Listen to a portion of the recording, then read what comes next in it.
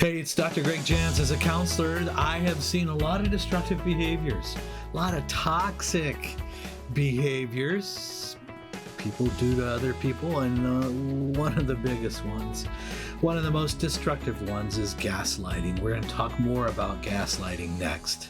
Dr. Gregory Jantz is a best-selling author of over 45 books and the founder of the Center A Place of Hope, voted a top 10 center for depression treatment in the U.S.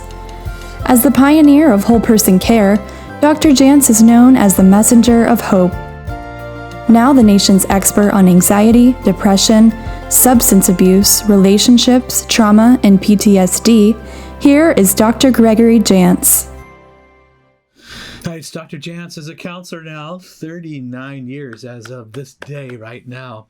One of the issues that I'm seeing more of is it's a psychological manipulation tactic. And, there's a lot of those. A person who's passive aggressive, who says you're a wonderful person behind your back. To others, they're saying terrible things about you. That's an example. Now, specifically, we're seeing a lot of gaslighting. I want to dive into gaslighting here just a bit more as we look at, what is gaslighting? Hey, this came from a 1930s play called Gaslight. And the main character was trying to convince her wife that she was going insane, and he was dimming the gas lights ever so slowly, convincing her that the dark house was all in her imagination. Later, that was turned into a movie. And the thing about gaslighting is it manipulates reality in order to gain power and control. And a person becomes very dependent upon the gaslighter in a very trauma bond way. And the manipulation equals power, and power equals control. And if we can, like the original play Gaslight, if we can make, in this case, the wife believe a lie, and remember, this was an obvious lie. Light and dark, we know the difference. And they take an obvious lie and then ultimately tell you that you're crazy, you're insane, and you need me. You see what happened? That's that trauma bond. And there's different types. I wrote a book in 1992 on emotional abuse, Healing the Scars of Emotional Abuse. That book has been revised and is still available today. And it really does talk about the emotional abuse tactics of gaslighting. And let's just say if you were a victim of, and I have a list here, physical abuse, verbal abuse, emotional abuse, sexual, financial, spiritual abuse, gaslighting is a part of that.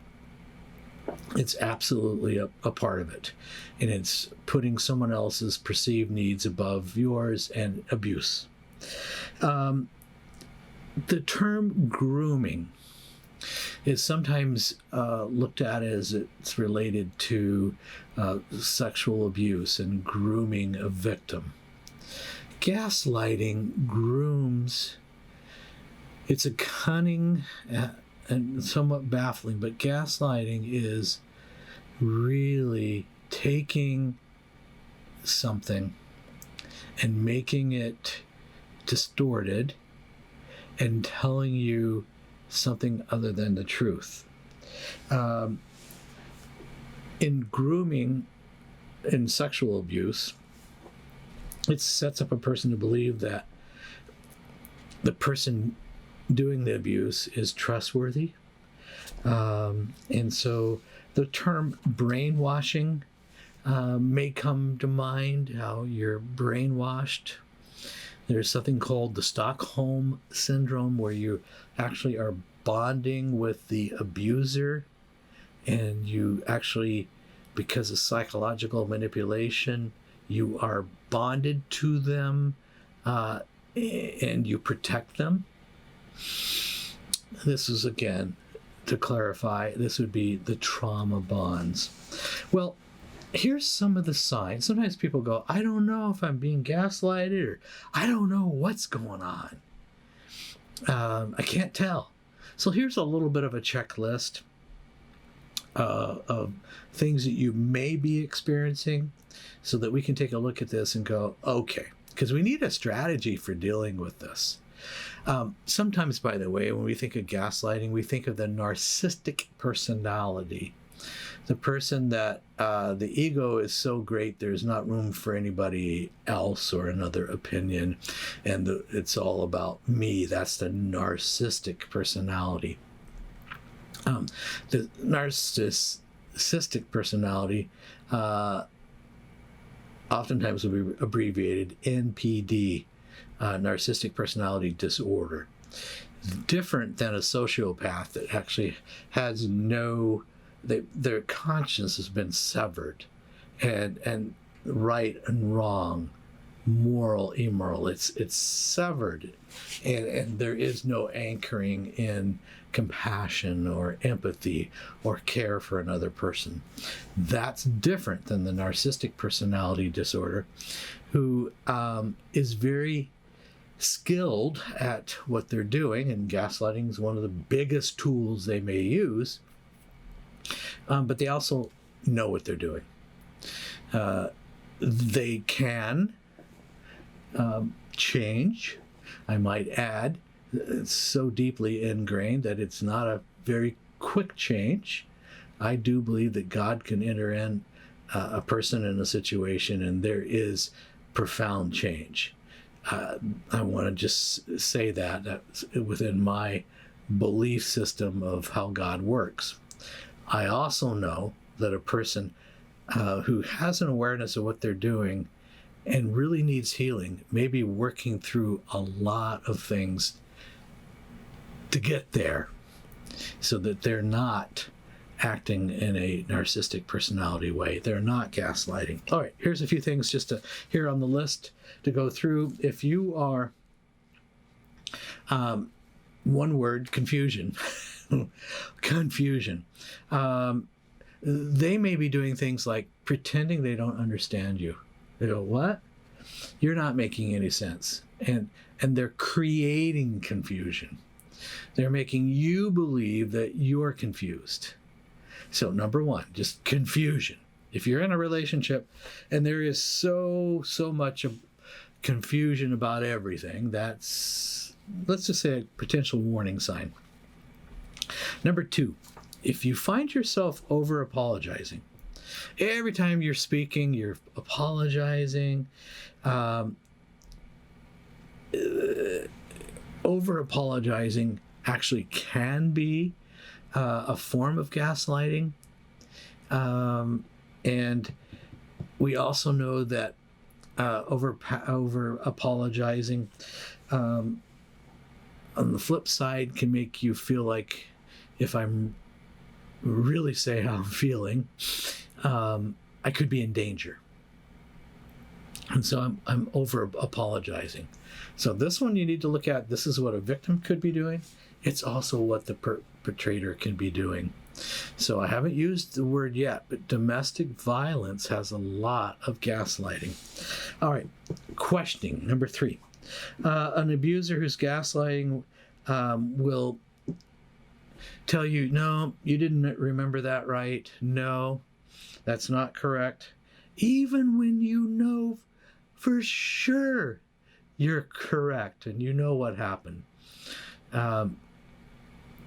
Again, this is a way of distorting reality, and it's a way of creating, again, number one was confusion.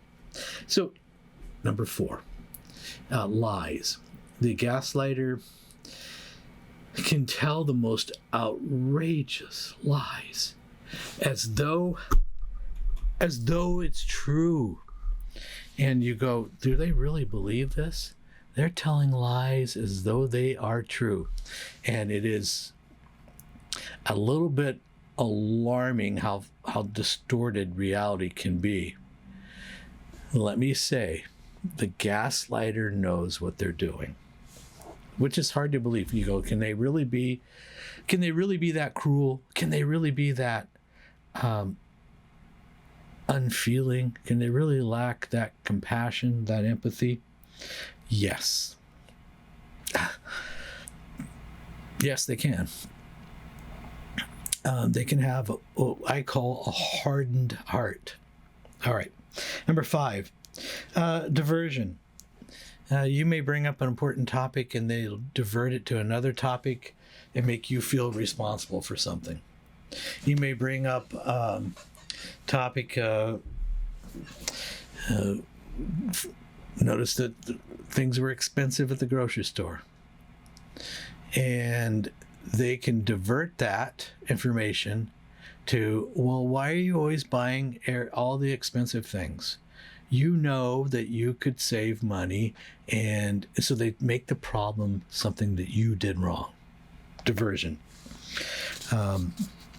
You see, these are just a few.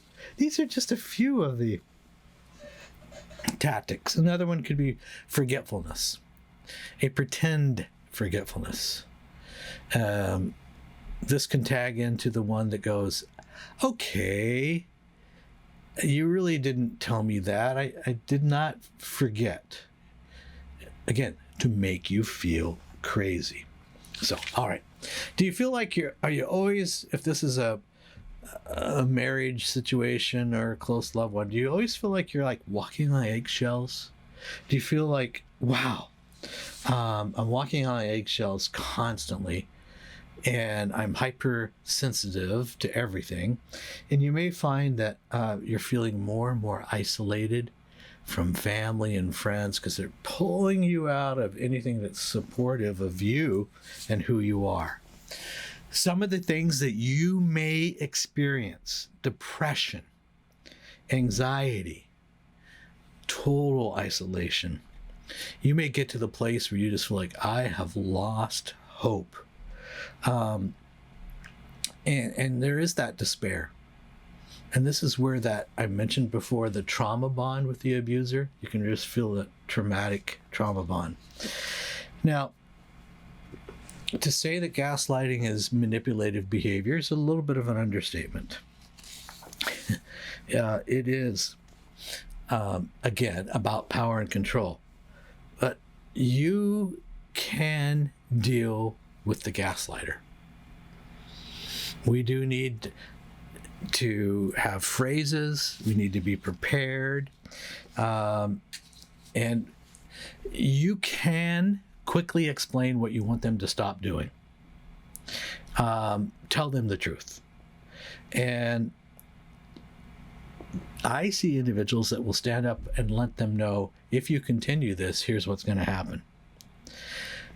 If you're being gaslit, there's been a lot of different phrases or tactics that have been created by others as things just to be able to say. I want to share a few of these. These are not original with me. These are out there in many different sources. But number one is to tell them to stop invalidating your feelings. And you will say something like, only I know how I feel, and I'm just going to have to spend less time with you if you continue to do this. Ooh, yeah.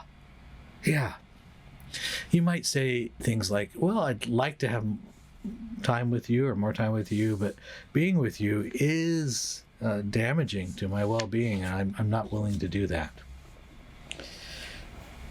Telling them things like, and here's a great one, when you say things and try to influence how I feel, it makes me like you less.